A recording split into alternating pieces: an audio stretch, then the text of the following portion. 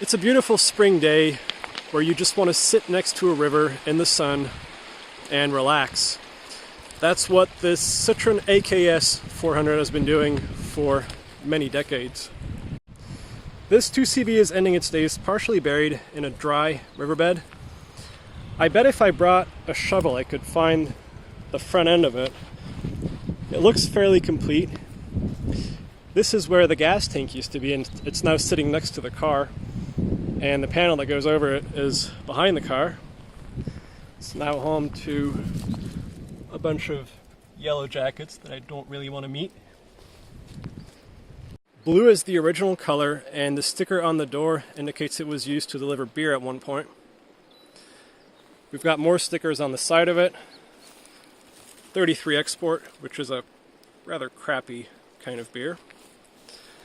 And on the back there is a Coke sticker and an Oasis sticker over the original Citroen 400 emblem.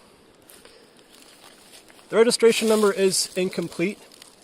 It's only got the first half of it, so I can't tell you when this was last on the road.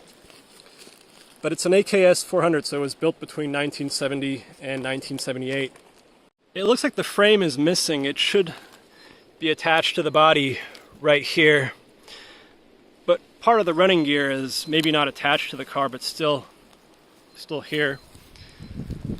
I really can't tell you how this car ended up here. There's an abandoned house about 100 yards that way. I don't know if you can see it, but that's probably a coincidence. This thing is so banged up and so buried.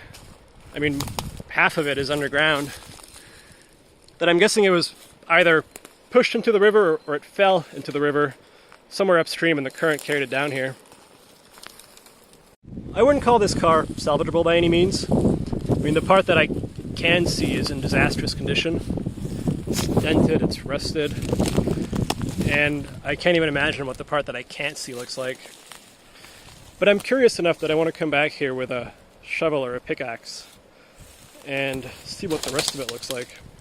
And if you're curious, this is the abandoned house I mentioned earlier. It's a 3-story house that hasn't been occupied in a very long time. The top 2 floors have collapsed, so you can see inside of it. But again, I don't think the 2CV was owned by the person who owned this house.